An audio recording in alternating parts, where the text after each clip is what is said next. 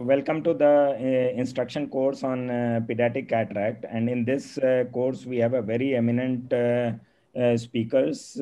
I'll just take 2 minutes to introduce all of them. We have Dr. Suma Ganesh, who is the head of the Department of Pediatric Ophthalmology in Dr. Shroff's Charity Eye Hospital. And we have Dr. Sumita Agarkar, who is Deputy Director of Pediatric Ophthalmology in Shankar Nethralaya, Chennai. Dr. Arup Bhaumik is a Senior Consultant in Disha Eye Hospital, Calcutta. And Dr. Jitendra Jethani is the Director of Baroda Children Eye Care and Squint Clinic. And myself, Dr. Love Kochgabe, I'm from Netralayam and BBI Foundation. So let us start with the first talk, which is mine only, and that will be an overview on pediatric cataract. And there is always a discussion as to who should operate pediatric cataracts, whether it should be operated by pediatric ophthalmologist or adult cataract surgeon also can do that. My personal opinion is that everyone should do that, but again, the problem is that when it is done by undertrained doctors, and this is what we get. This was a case which presented to us operated elsewhere, and the condition was so bad that we can just only salvage the eye to some extent. We cannot reconstruct it. So, and in this case, what we did is, what you notice is that a single piece IOL has been implanted in the sulcus.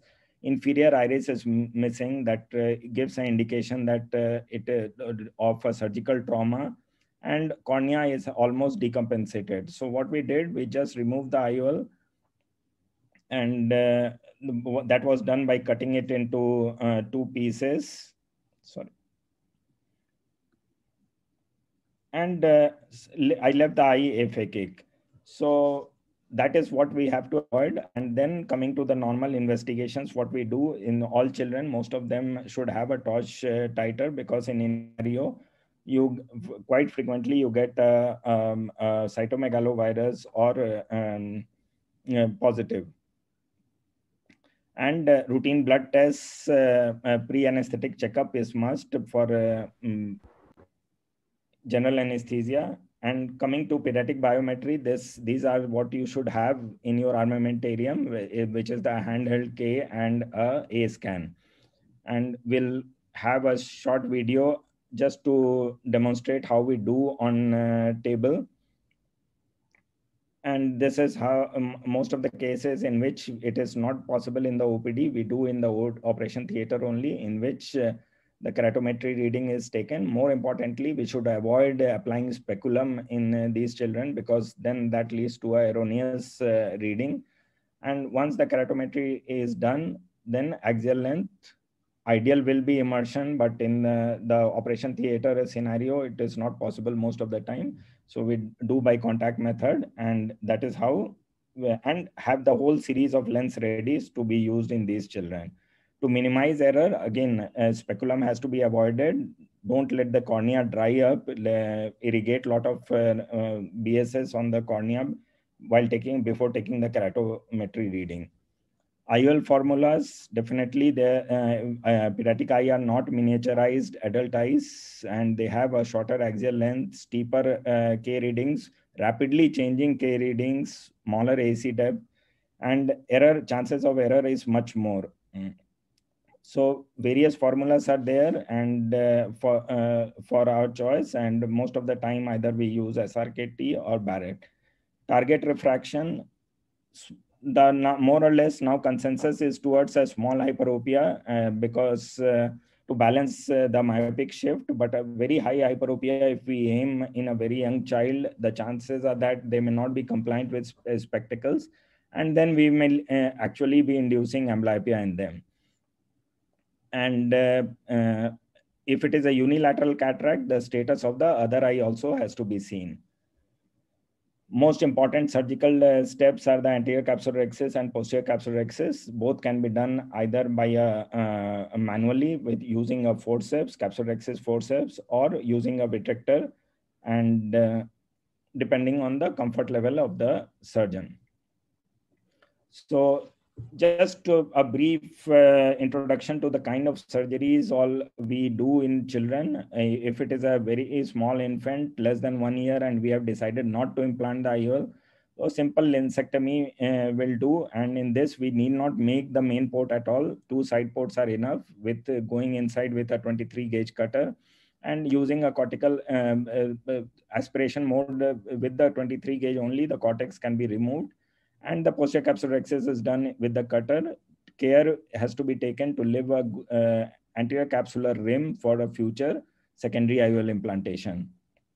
And the size of the rim is important because again, capsular phimosis is very common in children. So that can lead to visual axis opacification before secondary IOL implantation.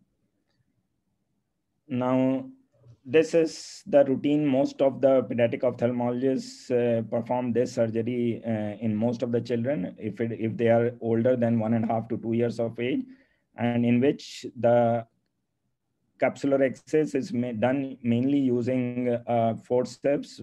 Either it can be a microrhexis forceps or a Utrata forceps, depending on the comfort level of the surgeon. The trick is to grip and re-grip every 2 to 3 clock hours so that we get a adequate size rhexis and it doesn't extend to the periphery. And as you can see, after the capsular access has been done, the cortical aspiration has to be done. And if it is a unilateral cataract, better to avoid hydro procedures because again, in this kind of cataract, as we see, the posterior capsule looks suspicious. It can be a pre-existing PC defect, and that the hydro procedure can lead to vitreous getting prolapsed in the anterior chamber. And after IOL, all these children have to be sutured definitely up to 7 years of age because of the low scleral rigidity. And posterior capsular access, again, it is the choice of the surgeon, whether you do it manually or you do with a cutter. I prefer cutter 23 gauge because it gives me comfort of cutting down my surgical time. And 100% of these IOLs are in the bag. You are not dependent on the success of the posterior capsular access. Next, choice of IOL, whether we use hydrophobic or hydrophilic, definitely not hydrophilic. All the children have to be a hydrophobic IOL. Aspheric and blue blockers is again a matter of discussion. There are many who prefer it, considering though the scientific evidence is less of the advantages of blue blocker lens. Toric after certain age, when the keratometry stabilizes, can be a choice. Multifocal, I'm not sure. I've not used in any child because again, scientifically it doesn't support the use of multifocal lenses. Single piece, multi-piece, again, it's a surgeon's choice. Both are equally good if it is a hydrophobic platform. Another important thing, what we do is unilateral pediatric cataracts, and this is important. Common presentation is a pre-existing posterior capsular defect, and what you can see is a wedge-shaped defect in the posterior capsule, and that is a posterior lenticonus. So here we don't do hydrodissection. The cortical aspiration is started from the periphery and central portion is picked up last so that the vitreous prolapse in the AC can be avoided. And once it is done, then at the end, avoid sudden decompression of the anterior chamber so that the vitreous doesn't prolapse, and then doing the vitrectomy becomes a little prolonged procedure. And then after that, as you can see, the typical wedge-shaped PC defect, so posterior capsular access is not required, just the anterior vitrectomy is done. And inflate the bag properly so that we are able to implant the IOL in the bag. And again, here, if we are using a 3-piece IOL, then if we fail to implant the lens in the bag, it can always be implanted in the sulcus with an optic capture in the anterior capsular access. So earlier stage of IOL implantation, again, a controversial topic in pediatric ophthalmology. So consensus is about 2 years of age. If you are not very proficient in pediatric cataract surgery, then it is better to keep 2 years as an earlier stage of IOL implantation. Changing trends is towards earlier IOL implantation. And I'll skip this for paucity of time. And another important thing which we always face in pediatric ophthalmology is traumatic cataracts in children, which is very common, and most of them are referred from semi-rural, semi-urban rural background, and they have lost quite some time before they come to a tertiary eye care center for surgery. So early surgery is important. And what we see here is a pre-existing anterior capsular defect, and that after the cortical aspiration, the anterior rhexis is enlarged using the cutter. And because IOL, we should aim to implant in the bag as far as possible, because in children, they have to be with this lens for almost 70, 80 years. And the best place to be for the IOL to be is in the bag. So here you see IOL has been implanted in the bag, and by that time it was a wound, corneal wound, which had presented to us about 7 to 10 days after the initial injury. So the corneal wound gave way with, midway between the surgery. So one suture was applied there. And the main port, again, if it is a small child, it is always better to suture it up. Target refraction, we have already discussed. And if the child is not using aphakic spectacles, then it's always better to go for an early secondary IOL implantation. And I'll conclude with this video, which is, again, if we have left the child aphakic, at some point we will have to implant the IOL depending on the child's axial length.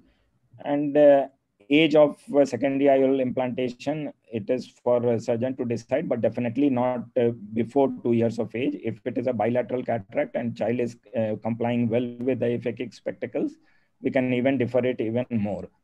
And if what the important step here is to maintain whether the sulcus is free of posterior synechia, sweep the spatula between the capsule and the iris so that the space is open, and we can implant the IOL. And if the size of the rhexis is permitting, we can do an optic capture, or sometimes we can open up the bag and implant the IOL in the bag as well.